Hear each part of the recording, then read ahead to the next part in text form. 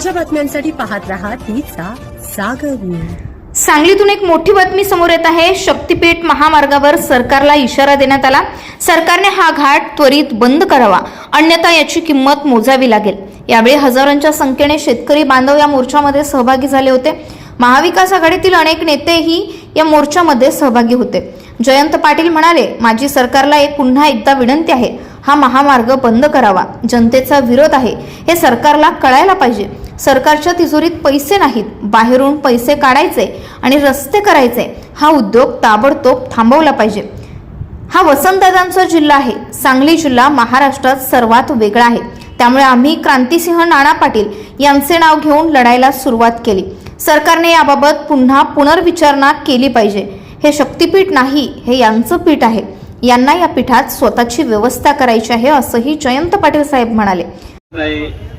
गेले वर्षभर आपण व्यक्त केलेले आहे। आज सांगली जिल्ह्याच्या वतीनं या ठिकाणी ज्या ज्या गावामधून शक्तीपीठ जातोय त्या त्या गावातला नागरिक या ठिकाणी आलाय, शेतकरी या ठिकाणी आलाय। महाराष्ट्रात लोकांना प्रश्न पडलेला आहे की लोक नको म्हणतात तरी रस्ते हे का करतात।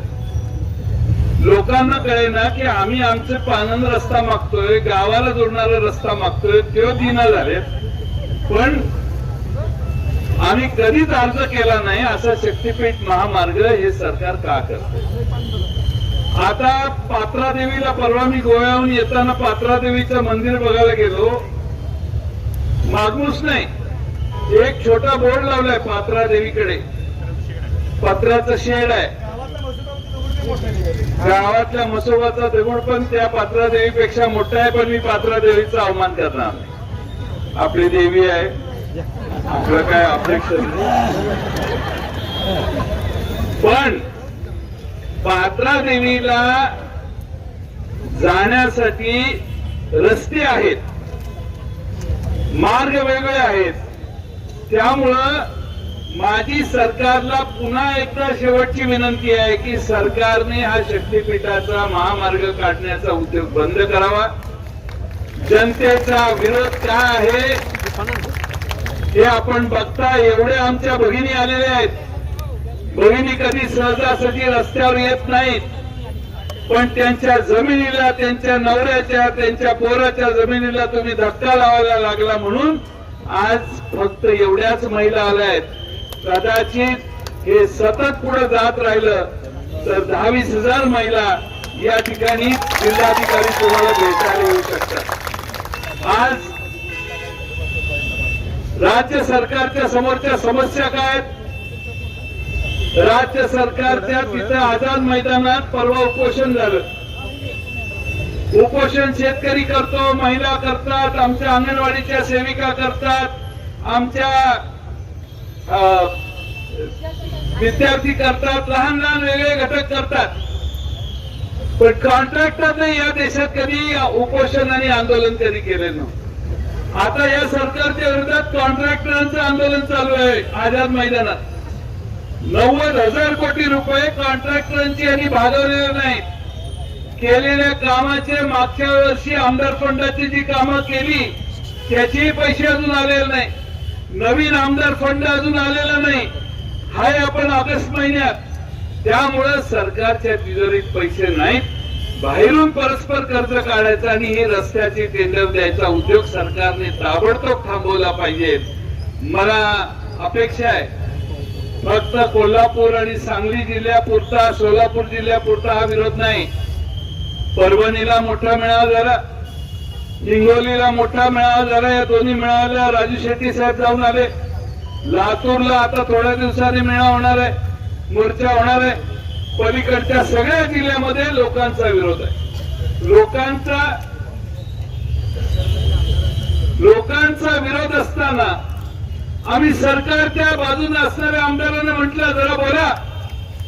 एक आमदार बोलत ना, घाबरते। सत्तेत असणारा एक पण आमदार बोलेना, एक पण खासदार बोलेना।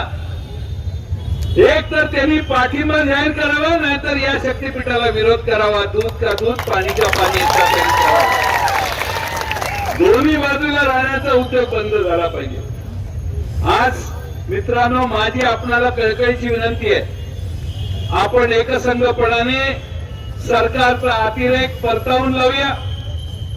मोजणी करायला जर मोजणी करायला जर सरकारी यंत्रणा आली तर तुम्हाला काय करायचंय माहिती आहे.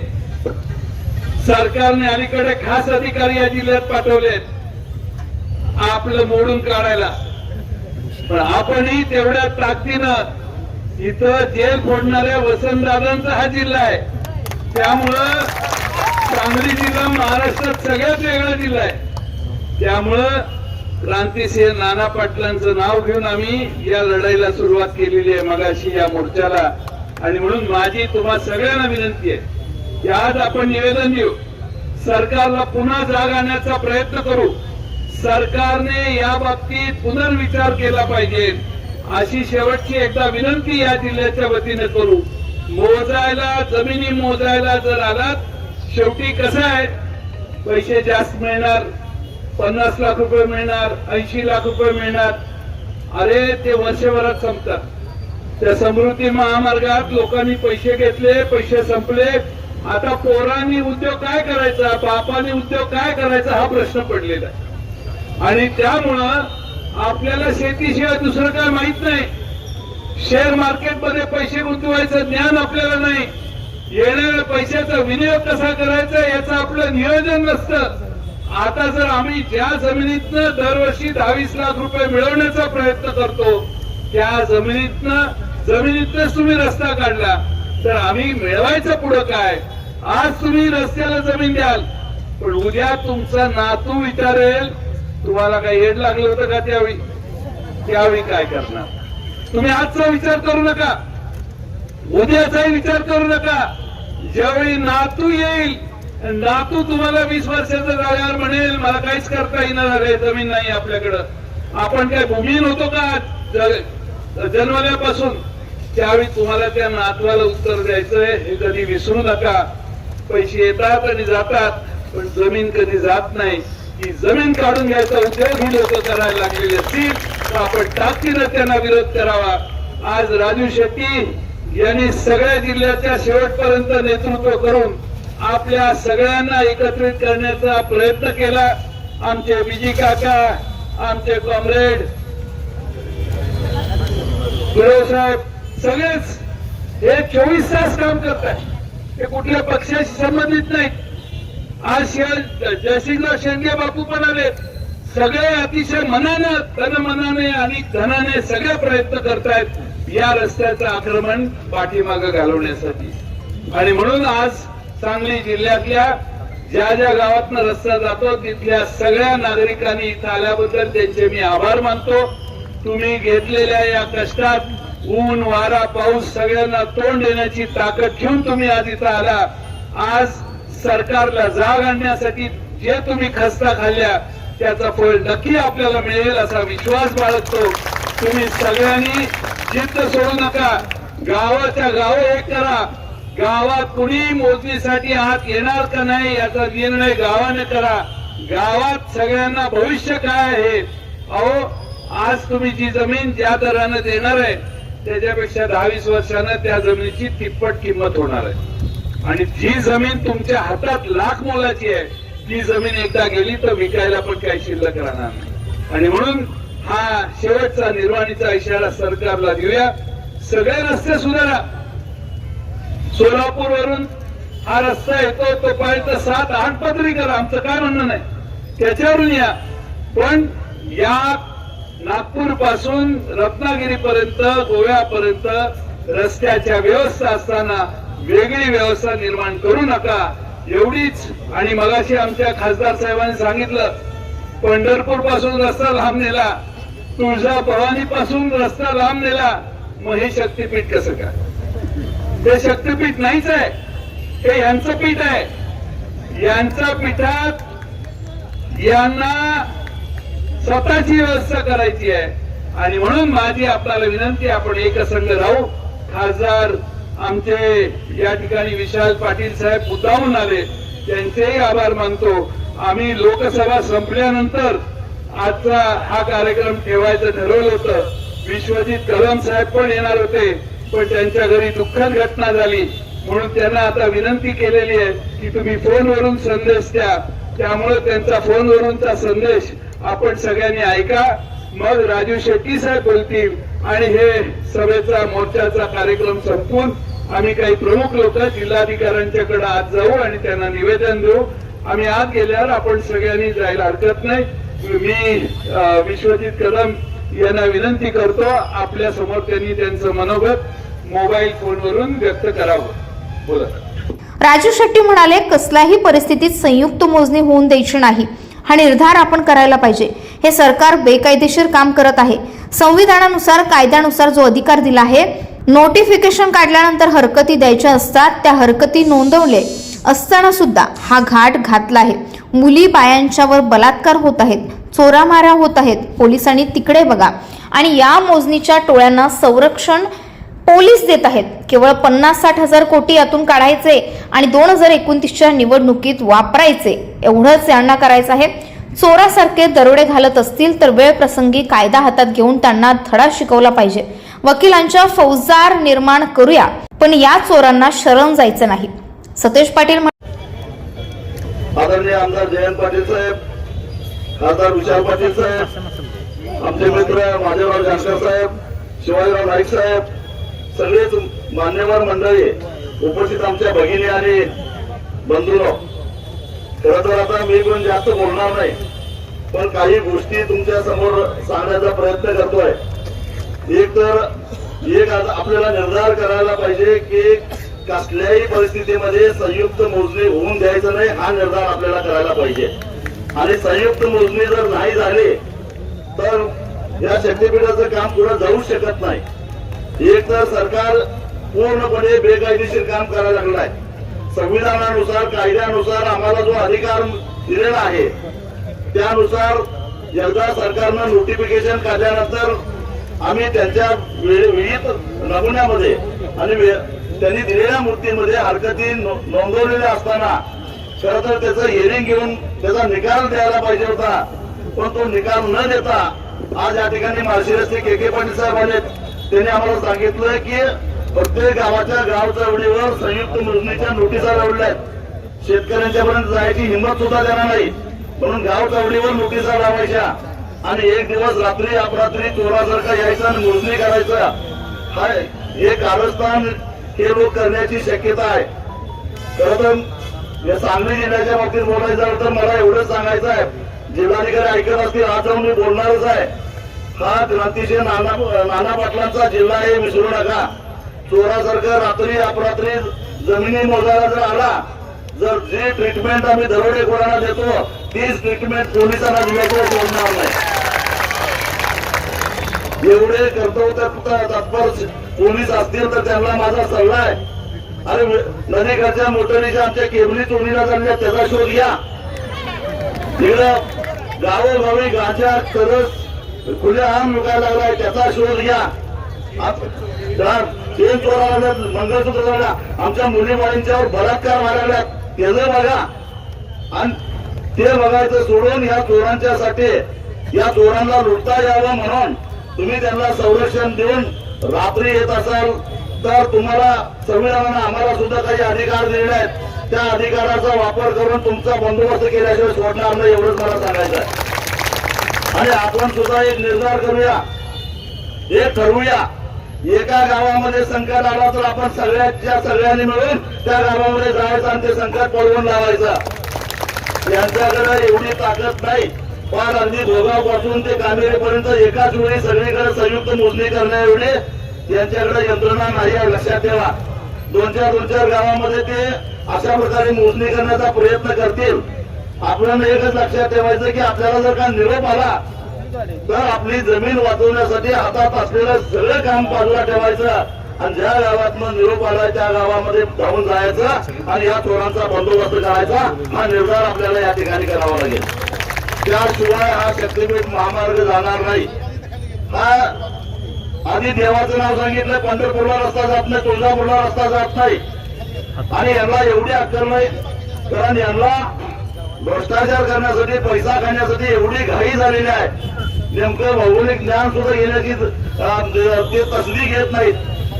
त्या पत्रा देवीचं नाव घेण्याच्या ऐवजी त्या पत्रा देवीपासून 1 किलोमीटर अंतरावर एक प्रसिद्ध असलेलं तीर्थक्षेत्र आहे बांद्याला अर्धलिंगेश्वराचं, त्याचं नाव दिलं असतं तरी समजलं असतं. पण त्यांना एवढी घाई झाली होती, गोव्याला जायला एवढी घाई झाली होती की त्यांनी पत्रा देवीचं नाव दिलं. म्हणजे काय करतोय याचं सुद्धा भान या लोकांना नाही आहे. केवळ यातनं 50-60 हजार कोटी रुपये काढायचे आणि 2029च्या निवडणुकीमध्ये खर्च करायचा हा हेतू ठेवून आपल्यावर हा वरवंटा करतोय.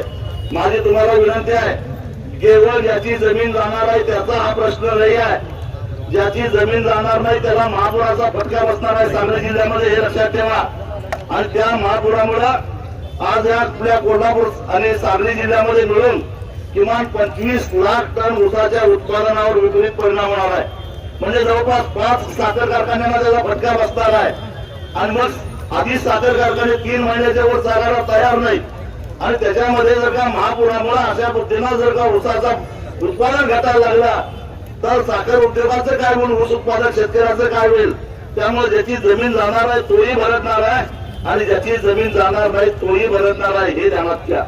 आणि म्हणून हे सारे प्रश्न लक्षात घेता या चोरांच्यासाठी म्हणून आम्हाला आपला बळी द्यायचा नाही आहे. मग मी ऐकलं काही आमदारांनी सुद्धा समर्थनाची पत्र दिलेली आहेत. त्यांना खरं तर जाब विचारला पाहिजे, तुम्ही कोणाचे आहे? तुम्हाला ज्यांना तुम्ही समर्थनासाठी पत्र दिल्यात त्यांच्या जीवावर तुम्ही निवडून आलेला नाही आहे, त्या सामान्य माणसाच्या जीवावर निवडून आलेलं आहे, हे ठणकावून सांगायची वेळ आलेली आहे. नाहीतर एकदा सांगा तुम्ही कुठल्या बाजूला. जयंत पाटील साहेब म्हणाले तसं एकदा आता या जिल्ह्यामध्ये फाळणी झाली पाहिजे. शक्तीपीठ विरोधातले असणारे लोक आणि शक्तीपीठाच्या समर्थनामध्ये असणारे लोक, आता मधलं काय चालणार नाही. कारण हे स्पष्ट झालेलं आहे. आम्ही त्यांना वारंवार सांगितलं, तुम्ही कुठल्याही सरकारी संस्थेकडनं तुमचा हा रस्ता कसा योग्य आहे, कसा शास्त्रीय दृष्ट्या योग्य आहे आणि तो करणं गरजेचं आहे. त्याचा एखादा कागद आणून द्या, ते आणून देऊ शकत नाहीत. कारण हा पूर्णपणे गरज नसलेला, काही आवश्यकता नसलेला आणि खर्चिक महाराष्ट्राला कर्जाच्या विळख्यात टाकणारा असा हा रस्ता आहे. त्यामुळं कुठलीही संस्था जी अधिकृत सरकारची आहे, IIT पवई असू दे, रडकी असू दे किंवा इंडियन रोड काउन्सिल असू दे, हे यांना अशा प्रकारचं सर्टिफिकेट देऊ शकत नाहीत आणि म्हणून हे रेटायचं काम करतायत. मग हे जर का चोरासारखा दरोडे घालण्याचं काम करत असतील तर वेळ प्रसंगी कायदा हातात घेऊन या दरोडेखोरांचा बंदोबस्त करणं हे आपलं काम आहे. कितीही केसेस होऊन देत, माझी तुम्हाला विनंती आहे, कितीही गुन्हे होऊन देत, कितीही केसेस होऊन देत, वकिलांच्या फौजा उभा करूया, पण या चोरांच्या समोर शरण जायचं नाही, हा निर्धार आपण करूया. एखाद्यावर जर का गुन्हा दाखल झालाच तर त्याला जामिनावर सोडून आणायचा आणि गावातनं मिरवणूक काढायची. कारण हा खरा स्वातंत्र्य सैनिक आहे. आपल्या शेतकऱ्यांच्या अस्तित्वासाठी चालू असणाऱ्या लढ्यातला हा खरा स्वातंत्र्य सैनिक आहे. त्याचा आम्ही सन्मान केल्याशिवाय सोडणार नाही, अशी भूमिका घेऊया आणि लढणाऱ्या कार्यकर्त्यांना सुद्धा बळ देऊया, एवढंच या निमित्तानं सांगतो. आणि आपली सगळ्यांची रजा घेतो. तुमच्या सगळ्यांच्या परवानगीनं आम्ही काही मोजके लोक, जिल्हाधिकाऱ्यांच्याकडे काही हात नाही, त्यांना फक्त मी सरकारला त्यांच्या मार्फत सरकारला निरोप देणार आहे.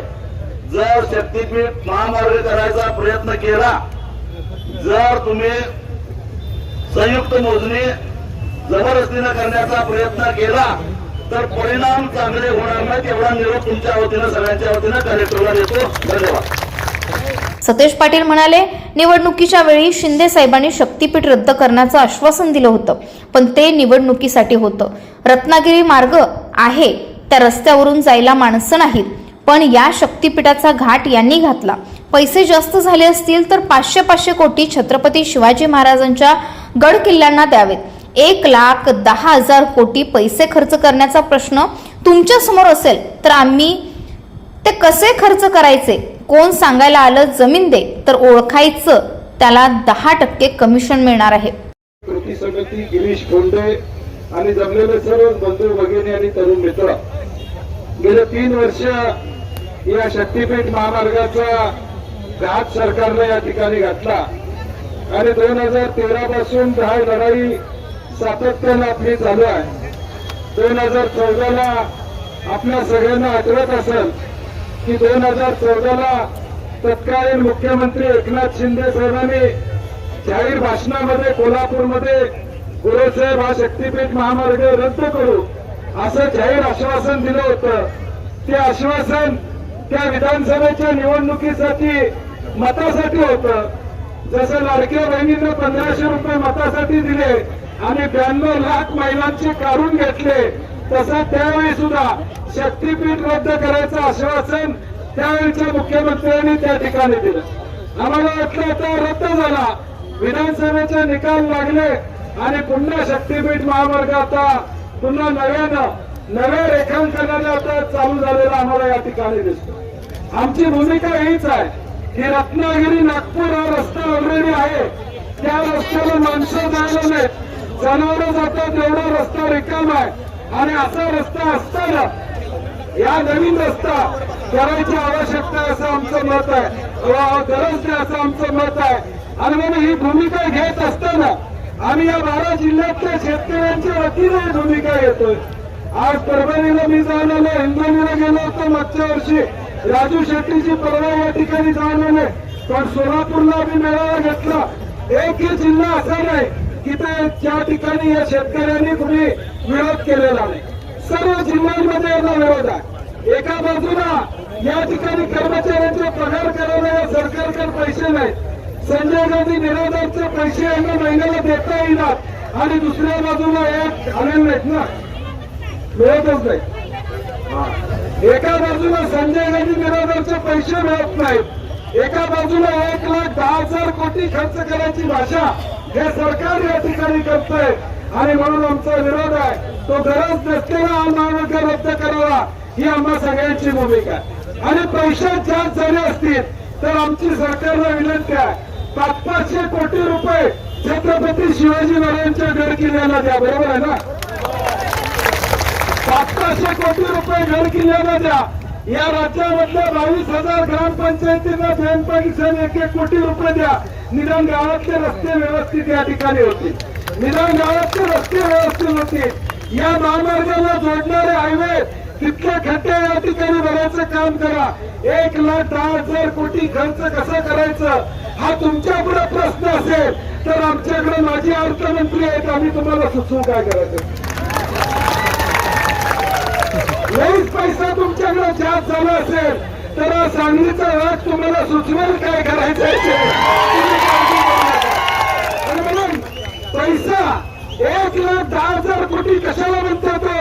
1,10,000 कोटी एका रस्त्यासाठी, एका 5 कॉन्ट्रॅक्टरांसाठी.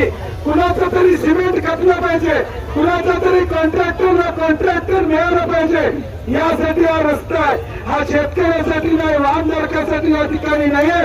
आणि म्हणून आमचा विरोध, प्रामाणिक विरोध शेतकऱ्यांचा या ठिकाणी आहे. माझी आपल्या सगळ्यांना विनंती आहे, आता सरकारनं एजंट सोडलेल्या गावागावामध्ये तुमच्याकडे जर माणूस आला, तुझी जमीन दे, तुला एवढे पैसे मिळणार आहेत, तर वर्करचं त्याला 10% कमिशन, किती टक्के? 10% त्याला मिळणार आहे. कोण सांगायला आला जमीन दे की वर्करचं याला 10% कमिशन या ठिकाणी मिळणार आहे. आपण हे लक्षात ठेवा. जो माणूस तुमच्याकडे जमीन द्या म्हणून गावातला येईल, भावकीतला येईल, सरपंच येईल, पुढारी येईल, लक्षात ठेवायचं त्याला 10% मिळालं आहे हे लक्षात ठेवा. आणि मग ताकदीनं उद्याच्या भविष्यकाळात मोजण्या चालू होणार आहेत. या मोजण्याला विरोध करण्याची भूमिका आम्हा सगळ्यांची असणार आहे. आम्ही सगळ्यात ताकदीनं या विषयामध्ये कुठेही कमी पडणार नाही हा विश्वास या कार्यक्रमाच्या निमित्ताने या ठिकाणी देतो. आणि राजू शेट्टी साहेब आणि जयंत पाटील साहेबांची परवानगी घेतो की उद्या राहुल गांधींचा पुण्यामध्ये कार्यक्रम असल्यामुळे मला त्या ठिकाणी तिथं जायचं आहे, त्यामुळे परवानगी घेतो. आमचे सहकारी विश्वजित कदम यांचाही याला पाठिंबा आहे, परंतु त्यांच्या घरामध्ये एक दुःखद घटना घडल्यामुळं आज रक्षा विसर्जन असल्यामुळं ते येऊ शकले नाहीत. तरी त्यांचाही पाठिंबा या आंदोलनाला निश्चितपणे आहे एवढी ग्वाही देतो. आणि माझे 2 शब्द संपवतो. जय हिंद, जय महाराष्ट्र. महादेव जानकर म्हणाले, हे सरकार आणण्यासाठी आमची चूक झाली. जयंत पाटील साहेब, तुमचं दुःख झालंय मोठं, ते कुठंतरी बदललं पाहिजे, यासाठी आम्ही एकत्र आलो आहोत. लाडक्या बहिणी या भिकारपती होत आहेत, करोडपती नाही. विधानसभेत येणाऱ्या याचं पाणीपत केल्याशिवाय आम्ही स्वस्थ बसणार नाही, असंही जानकर म्हणाले. पाटील साहेब, माझ्या आणि राजू शेट्टीची चूक झालेली आहे. आता ती चूक दुरुस्त करण्यासाठी तुम्हाला पुढचा काळा काढला आहे. छत्रपतीच्या दारात पेशवे कामाला होते, माझ्या पेशव्यांच्या दारात छत्रपती कामाला गेले, हे दुःख मोठं झालं आहे. हे कुठेतरी बदललं पाहिजे, म्हणून साठी आज आम्ही सारी मंडळी एकत्र आलोय. माझी आपल्याला कळकळीची विनंती आहे, लाडक्या बहिणीच्या माध्यमातून हे लाडक्या बहिणीला 1,500च्या माध्यमातून हे केलं.